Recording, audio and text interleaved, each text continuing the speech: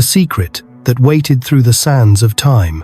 Some say there are doors that open only once in 1,000 years, silent thresholds buried in stone, beneath layers of sand, memory, and forgetting. Tonight, as you listen, a vibration older than Egypt itself begins to stir beneath your skin. You did not come here by chance. The frequency found you. The gate has opened. There are moments in a seeker's life, split seconds, so subtle you barely catch them, when the hair on your neck lifts, and you sense, without understanding, that you have crossed an invisible threshold. This is one of those moments. The old magicians, the priestesses, the scribes whose fingers bled ink into papyrus by candlelight, all of them knew this Egyptian frequency, the one I am about to reveal, does not awaken for the curious. It chooses only those who are ready to remember. Are you ready to remember? There is a hum, can you hear it? Even if you sit now in the modern world, light years from the Nile, that hum is as close as your own pulse. It is the sound that once vibrated through temple walls thick as a fortress, a sound so sacred it was forbidden to utter outside the sanctum. This is not the gentle song of New Age healing. This is not the comfortable purr of soft meditation music. This is a frequency that divides the day from the night, the sleeping from the awakened, the living from the remembering. I want you to understand, you are standing, right now, at the edge of something immense. Do not mistake this for poetry. The very fact you are hearing these words means you have been called, perhaps, by something deep in your bones, an ache for what you cannot name. Maybe you have always felt it, that unscratchable itch, the hunger for a mystery you could not voice. Or perhaps it has only just begun, a whisper behind your heart, a sense that this world is only a fraction of what's possible. A warning, cautioned in gold. Let me be clear, crossing this threshold is not for the faint of heart.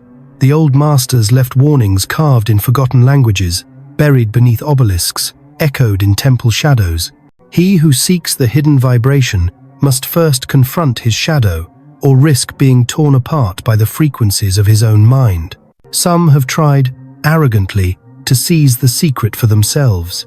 They recited the syllables, imitated the rituals, repeated what they found in books, and all they found was silence. The real frequency does not yield to force or imitation. It reveals itself only when you are ready to dissolve every illusion, every mask, every comforting lie. But if you are ready to remember not as a student or an imitator, but as a child of the same light that illuminated the pyramids, then what follows is not a lesson, but a transformation. The experience begins. So, before we move further, I invite you to stop. Close your eyes. Breathe in, deeply. Feel the air as it enters, not just your lungs, but your spine, your bones, the roots of your being. Hold it there. Feel the tension, the ancient pressure. Now, as you exhale, imagine a door within your chest. Imagine it opening not with a creak, but with a vibration, a soundless thunder. If you feel a tingling, a strange heaviness, even a touch of fear, do not run. This is the sign. The gate has begun to open. Why the Egyptian frequency matters.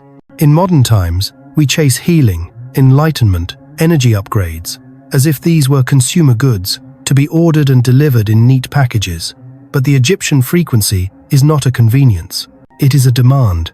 It is the missing note in your symphony, the chord that, when struck, rearranges every cell, every secret. Legend says that even the gods themselves, Thoth, Isis, Osiris, trembled at the threshold of this gate, unsure what they would become on the other side. This frequency is a crossing over, an unmaking, a return. Do it once, and the field changes forever. I am not exaggerating. The old texts are clear. One true vibration struck with perfect intent reshapes the field for all time. The resonance lingers, echoing through blood, memory, and fate. You do not have to be perfect. You do not have to believe. All you need is this one moment of pure willingness. A ritual for now. Before you listen further, I invite you to type below.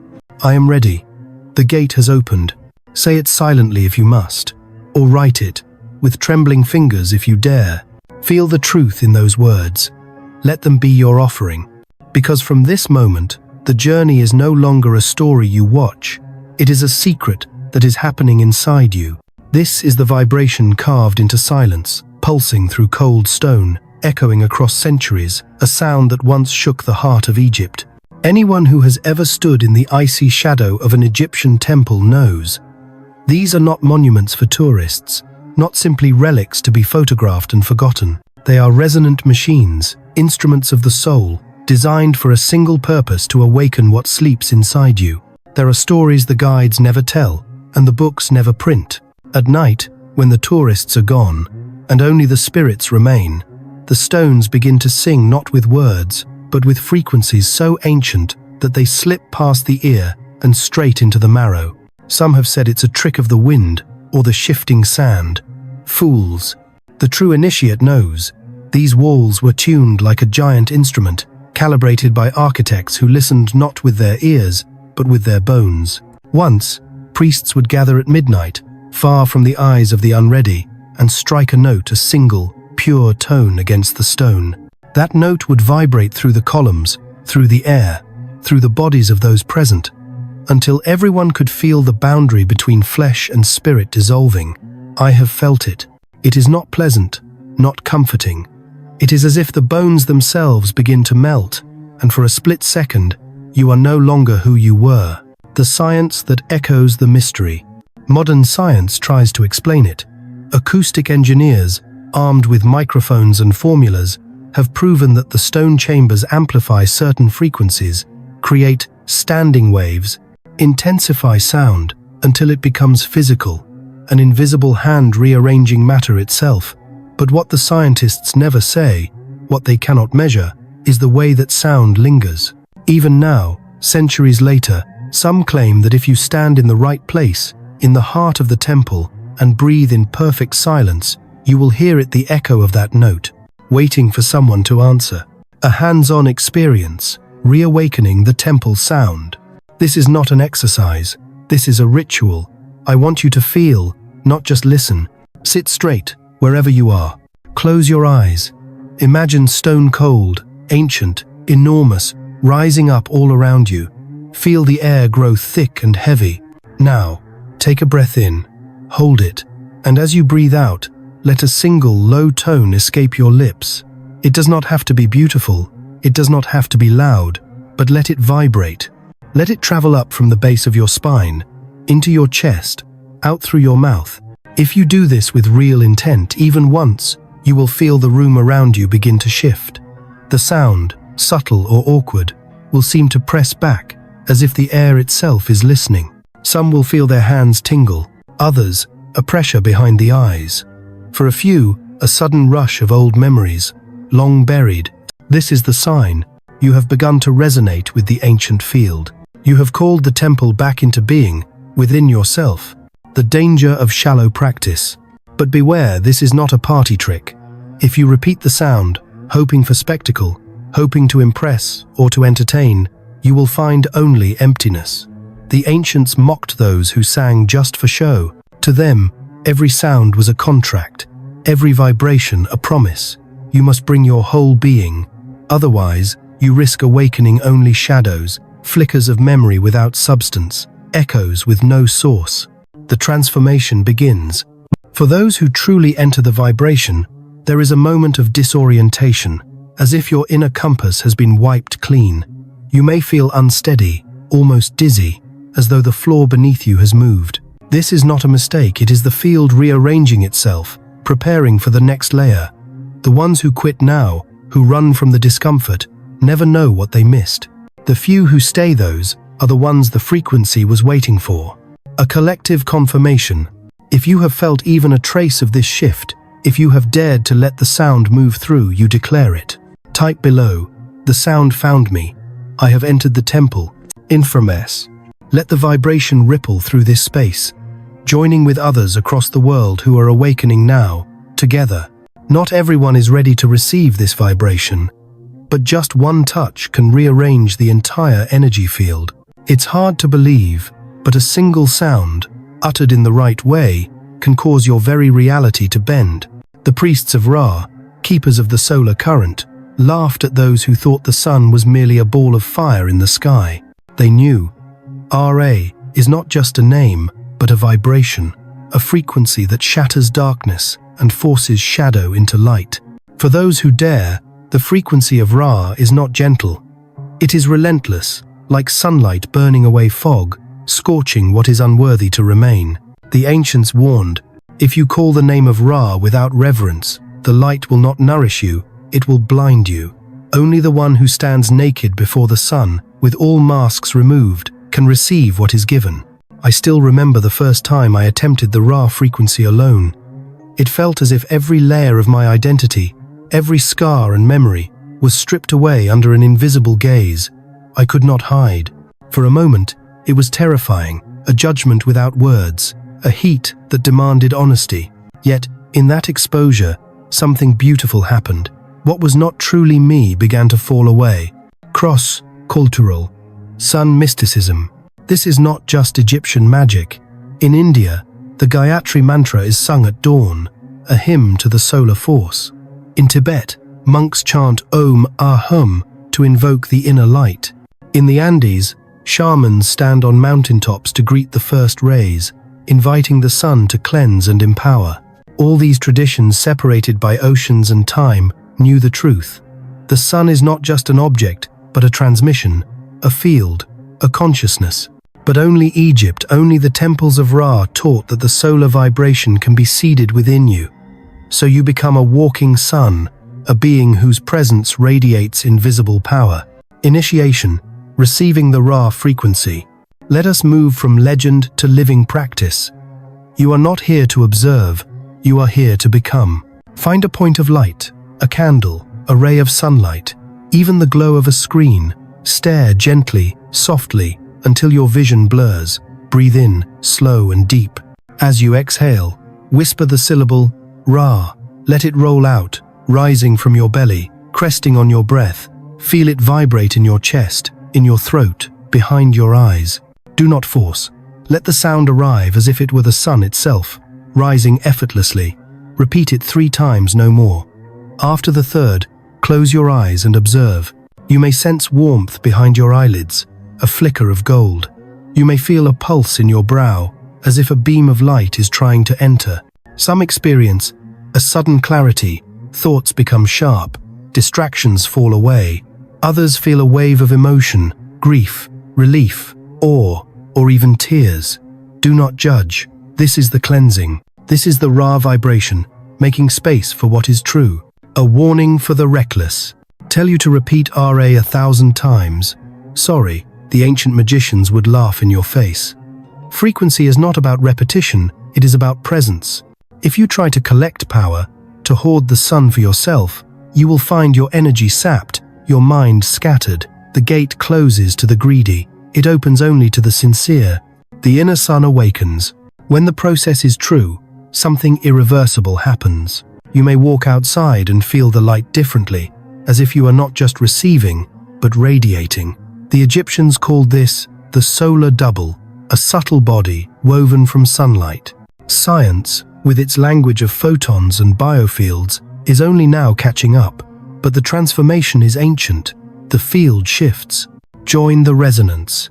If you have tasted even a drop of this solar power, announce it. Type below, the sun has touched me, I am awake. End. As more awaken, the field grows stronger, weaving a new dawn into the collective body. This is the winding river beneath your skin, a secret path that rises when the Egyptian frequency stirs. Anyone who thinks energy is just a feeling, a tingle, or a buzz, has never faced the ancient serpent that sleeps at the base of their own spine. The Egyptians knew it as the jade column, the living staff, the spine as conduit for cosmic fire.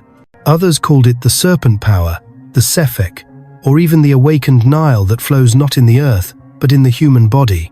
You may have heard tales from the East Kundalini, coiled at the root, waiting to rise, but Egypt's version is older, stranger, and far less forgiving. Here, the serpent does not rise for comfort. It rises for transformation. It rises for truth. And the first truth it reveals is this: your body is a map of all the worlds you have forgotten. A visceral journey. The serpent in motion. The first time I felt it, it was not a pleasant wave of energy, but a coiling, a pressure, as if something ancient and half-wild had awoken, and was searching for a way through. There was a moment of panic, my breath caught, my chest tightened, my thoughts scattered into 1,000 fragments. But as I surrendered, as I let the sensation move, a line of tingling heat began to trace itself from my tailbone up the center of my spine. It was both pain and ecstasy, both terror and homecoming. This is not fantasy. Scientists will tell you of the vagus nerve, the electrical pathways that govern our very being. Mystics, for millennia, have described the same thing in different tongues, a force that, when stirred, climbs the spinal column and cracks the mind open to vision. You can call it energy, you can call it current, you can call it miracle or madness. What matters is the experience. How to awaken the channel. Sit or lie so your spine is straight. Close your eyes. Breathe slowly, deeply, into the base of your spine. With each breath, imagine drawing up a thin stream of golden light, as if you are lifting water from the Nile itself. As you inhale, feel the light rising, vertebra by vertebra. As you exhale, imagine the energy settling, swirling, preparing for the next ascent. When you reach your heart, pause. Hold the breath, just for a second. Feel the serpent poised watchful, ancient, measuring your worth. Now, release. Let the energy rise further, to your brow, the center between your eyes. If you feel a pressure, a tingling, even a wave of emotion, do not resist. You are opening the channel the Egyptians carved into legend. The side effects and the warnings. Many crave this awakening, but few are prepared for the aftermath. Old griefs may surface. Forgotten memories may return, some beautiful, some haunting. You might find your dreams vivid, your moods unpredictable, your body trembling with unfamiliar power. These are not signs of error, but evidence the serpent has moved. But heed this warning. If you force the current, if you chase sensation for its own sake, you risk burning out the vessel before it is ready. The wise allow the serpent to rise in its own time and in its own rhythm. Myth and madness. The priests said only those who made peace with their inner darkness could harness the serpent and live. Many went mad from the attempt, their egos shattered by the flood of ancient memory. Yet those who survived emerged transformed healers, visionaries, magicians. The serpent did not make them superhuman. It made them whole. The ritual continues. If you have felt the movement, however faint, however wild, declare it. Type below. The serpent rises. My channel is open. End quote. You are not alone in this river. Every voice adds strength to the current. This is the moment when the unseen world flickers to life, and what was hidden behind your eyes begins to stare back at you. Anyone who believes awakening is all light and bliss has never stood alone in the blackness behind their own eyelids. The Egyptians painted eyes on coffins, temples, and amulets, not as decoration, but as guardians for the journey into the unknown. They called it the Ujjat, the whole one, the eye of Horus. In legend, it saw through both shadow and sun. In practice, it is the inner lens, the secret sense that begins to open the instant the frequency moves through your body. I remember the first night the vision came. I had been practicing, as you are now breathing, vibrating, letting the serpent rise. Suddenly, as my breath slowed, colors danced behind my closed eyes. Then, a pinprick of silver light, not outside but within, began to expand. At first, I doubted. Was it imagination? Fatigue? But then the images sharpened. Shapes, faces, places I had never visited. Old wounds replayed in mythic language. For a moment, I felt as if I was being watched not by something outside, but by my own deepest knowing. The mind rebels at first. We are taught to trust only what we can see, measure, dissect under cold light. But the ancient Egyptians knew the most real things are not always visible. The eye opens in darkness, not in daylight. And when it opens, it does not just show you visions, it reveals what you truly are. How to awaken the eye? Sit in a dim space. Allow yourself a few minutes of silence. Place your attention gently between your eyebrows, the third eye, as some call it. As you inhale, draw energy up from your spine, through your heart, into your brow. With each exhale, whisper the syllable Ha, the breath of the divine. Let it be soft, almost silent, a secret between you and the unseen. Do this for 3 rounds. With each breath, allow your vision to blur. Do not strain. Allow whatever arises to arise: color, darkness, pattern, even nothing at all. Trust that the frequency is moving, even if the mind protests. For some, there will be an instant of light, a flicker, a sense of depth beyond the darkness. For others, it may take days, weeks, even years before the eye truly opens. Be patient. The ancient texts say, to force the eye is to blind it, to surrender is to see. Mental traps and cautions. This is where many falter. Some become obsessed with visions, chasing phantoms and delusions. Others run from what they see: old pain, unfinished grief, the shadow self, suddenly vivid and alive. Do not cling and do not flee. Observe, accept, let the images pass as clouds before the sun. There are dangers here. The Egyptians warned, what you awaken in darkness will walk beside you in the light. If fear arises, meet it as the priests did, with courage, with ritual, with the understanding that what you witness is part of your own wholeness. Signs of true inner vision. You may notice subtle shifts in daily life, a sharper intuition, a sense of being guided, déjà vu that feels like memory not just of this life, but of many. Your dreams may become oracular. Sometimes, you may see people or events with sudden, uncanny clarity. This is not fantasy. This is the eye doing what it was born to do. Claim the vision. If you have felt a flicker, a stirring, a light in the darkness, declare it. Type below. The eye is open. I see within. Your vision is a thread in the tapestry we are weaving, together, across distance and time. This is the vibration few dare to utter, the note whispered in temple shadows, said to twist fate itself in the bones of the listener. It is said that the greatest secrets of Egypt were never written, but sung. In the dark halls of Karnak and Dendera, before the priests revealed a single word, they would strike a forbidden note, one not found on any modern scale, impossible to capture with any known instrument. This sound, the old ones insisted, was both a warning and an invitation, a chance to dissolve the patterns that bind you, to step beyond the web of your ordinary fate. I still remember my first attempt to echo the forbidden note. My voice trembled, half with awe, half with terror. The air itself seemed to thicken, and the hairs along my arms rose. For a moment, everything in the room became painfully clear: the past I wished to forget, the old stories that kept looping in my mind. Then, the sound itself seemed to break, shattering like glass into silence. In that instant, I felt lighter, as if one chain had quietly fallen away. Why does this note have such power? The ancient Egyptians believed that sound is not just a wave, but a command. In the beginning, the world was sung into being, each note a law. To utter the forbidden note is to step into that creative force, to recompose your destiny from the inside out. Modern science nods along, trying to keep up. Cymatics reveals how sound arranges matter, drawing sacred geometry in grains of sand.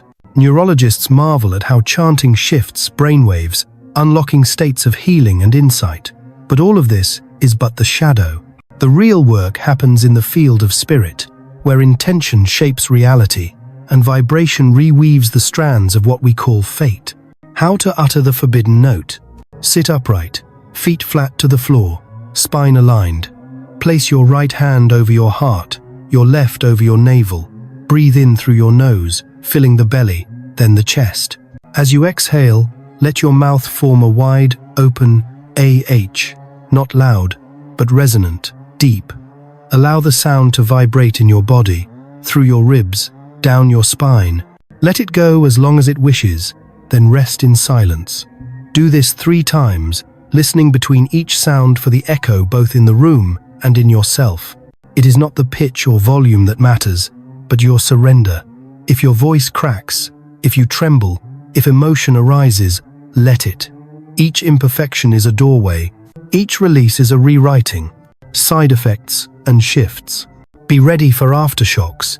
Some report waves of laughter or tears for no reason at all. Others feel memories surfacing, old wounds rising to be healed. Some sense the air thicken, lights flicker, clocks pause. This is not fantasy. You are disturbing the old pattern, sometimes gently, sometimes with force. Destiny is not a chain, but a song. To sing a new note is to invite a new future. Yet be cautious. The ancients warned, if you use the note to escape what you must face, it will turn against you. Use it to release, to heal, to begin again. Claim your shift. If you have dared to utter the forbidden note, if you have felt something loosen in your field, declare it. Type below. Destiny has shifted. The song is changing. With every note, the field grows stronger, the collective song more true. This is the crossing where the bravest must stand. When the frequency summons your shadow self, the K, the double that has always walked beside you, unseen. Not all who awaken the Egyptian frequency are ready for what follows. Many hope for light, for wisdom, for sweet visions and healing power. Few expect to be met by their own shadow, ancient, stubborn, all the parts of self they would rather leave forgotten. Yet this is the price of true initiation. In Egypt, they called it the meeting with the Ka, the spiritual twin, the secret self, formed from the same clay but shaped by every denial, every fear. The first time my Ka appeared, it was not as a vision or a voice, but as a sensation, a chill in the room, a pressure behind my eyes, a memory surfacing with no warning. I felt watched, judged, and for a moment, deeply alone. All my pride, all my unfinished hurts, returned with faces and names. It was not a haunting, but a calling. Will you embrace what you have left behind, or will you run? The ancient legend of the Ka. Egyptian myth is not the comfort of the new age, but the challenge of the timeless. In the books of the dead, it is written, before the soul may rise, it must meet its Ka and judge itself. No priest, no magician, no god can do this for you. The Ka is the mirror, the echo, the reflection that will not yield to sweet words. You cannot bypass it, cannot fake your way through. The Ka knows every secret. To meet it is to face the sum of your unlived life. Modern shadows, ancient truths. Jung called it the shadow, the unconscious, the unknown self. In every tradition, from the Tibetan doppelganger to the shamanic nagual, this meeting is central. Until you accept your darkness, you cannot hold the light. Do not be surprised if, as the Egyptian frequency moves through you, old shames or wounds arise. You may feel haunted by old regrets, sudden doubts, sharp anger or grief.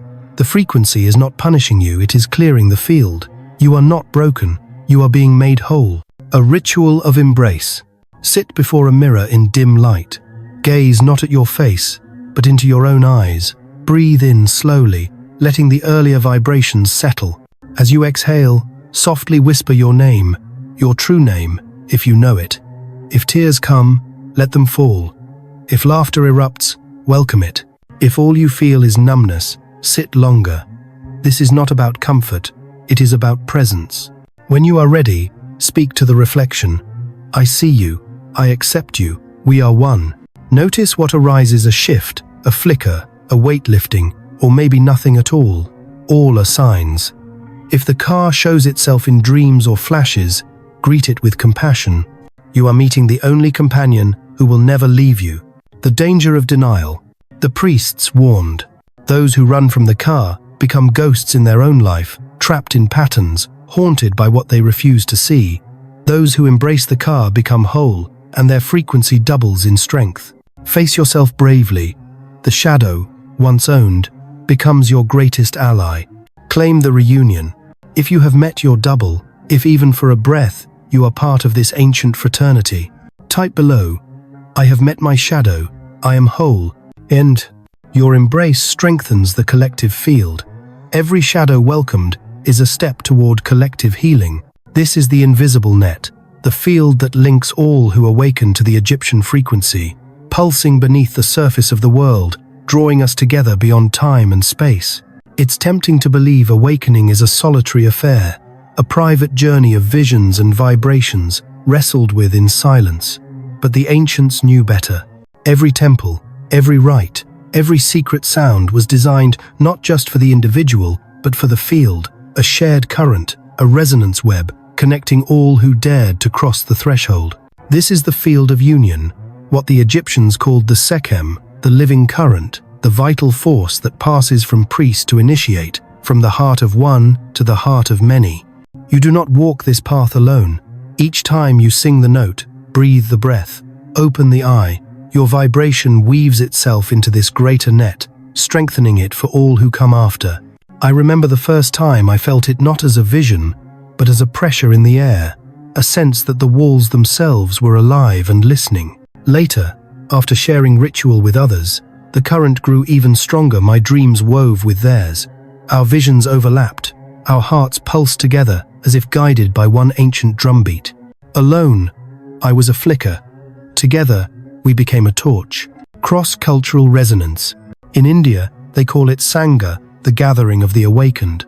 In the Americas, it is the dream web. In the East, it's the Tao, the current that links all beings. Science, too, whispers of entanglement, the way particles separated by oceans can mirror each other in an instant. The ancients and the physicists agree, we are joined, not by blood, but by frequency. How to strengthen the field. Now, close your eyes. Imagine those who have walked this path before you, the priests, the dreamers, the rebels, the wounded. See their faces, or sense their presence, each glowing with a different light. As you inhale, breathe their strength into you. As you exhale, offer your vibration into the field. Whisper, we are one, the field is awake. If you are doing this with others, even silently, the resonance multiplies. Some feel a deep calm, others a warmth in the chest or a ringing in the ears.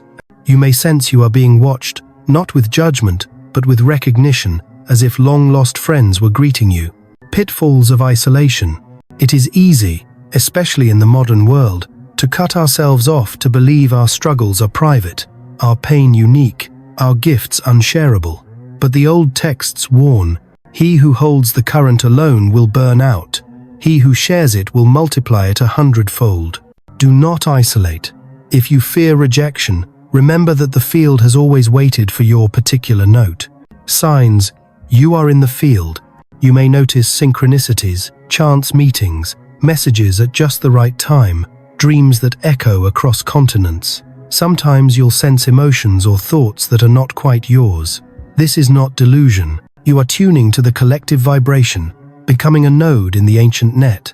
Affirm the connection. If you have felt this web, if you sense you are not alone, declare it.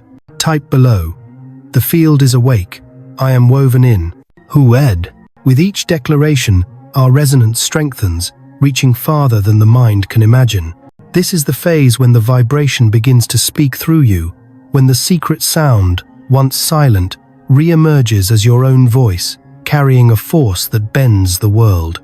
There are legends in Egypt older than the pyramids themselves, stories of a word so true, so perfectly tuned, that when spoken aloud, it realigns reality itself. The Greeks called it logos, the Tibetans mantra, but the Egyptians knew it as hekau, the word of power. They warned, words create worlds. To speak with the resonance of the ancient field is to become a channel for the primordial current, the breath that births and breaks empires. For a long time, I was afraid of my own voice. I would whisper the syllables, hoping for a secret change, but nothing happened. Only when I stopped chasing results, when I allowed the current to move through me without agenda or fear, did the voice return not just as sound, but as command. It was as if the ancient frequency, after spiraling through my body, was finally ready to be released into the world. This is not about performance, nor about volume. The voice of power may be thunder or a murmur. It may emerge as a cry, a song, or a whisper in the night. What matters is the intent. The ancients said that every word, uttered in alignment with the field, plants a seed in the fabric of reality. If your heart is true, the world will answer. Hands-on ritual, releasing the voice. Find a private space. Stand or sit with your spine long, your chest open. Place both hands over your heart. Take 3 slow breaths, gathering the energy you have awakened throughout this journey. On the next inhale, feel the frequency rise from the base of your spine, through your chest, to your throat. As you exhale, let any sound emerge: a chant, a tone, a word that means something to you. Trust what comes. Do not judge. Repeat this, for as long as the energy moves. Listen. Does your own voice sound different? Do you feel a current, a power, a release? You may notice the air tingling, a sense of expansion or relief, perhaps even tears. Some feel an urge to speak truths long suppressed, to sing, to laugh, to cry out names never spoken. This is the energy field realigning itself, your story becoming the next verse in the endless chant. Warnings and wisdom. Not all words heal. The Egyptians taught, to speak carelessly is to scatter the current. To speak with intent is to channel the gods. If your words are filled with fear or bitterness, pause. Let silence clear you. Then try again, letting the voice of power come from the deeper self, the self that has traveled through shadow and union to stand here, awake. Echoes in the world. After this practice, you may notice your presence shifts, rooms, your words carry weight, your silence calms storms. This is not ego, it is resonance. The field, once awakened, cannot help but echo through your very being. Affirm the return. If you have spoken with the frequency, if your voice has changed, even for a moment declare it. Type below. The voice has returned. I speak with power. With every voice awakened, the collective field grows clearer. The ancient current finds new language. This is the point where the journey ends and begins again, where you are no longer just a seeker, but a living current, carrying the Egyptian frequency into the waking world. Some say all initiations end in silence. But the true mystery, the one whispered in midnight temples and echoed in the pulse of every awakened heart, is that the circle is never really closed. The field you have entered is alive, always unfolding, always calling those who are ready. What you have experienced here is not the end of an ancient story, but the beginning of your own. I remember the first time I realized the circle was alive in me.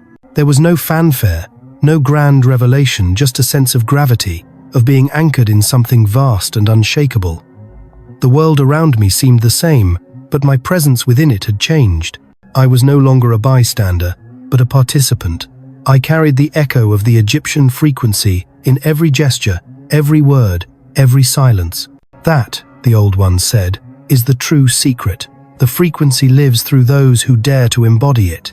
Living the frequency. As you rise from this ritual, pay attention not to visions or signs, but to the subtle shift in your being. Notice how people respond to your presence.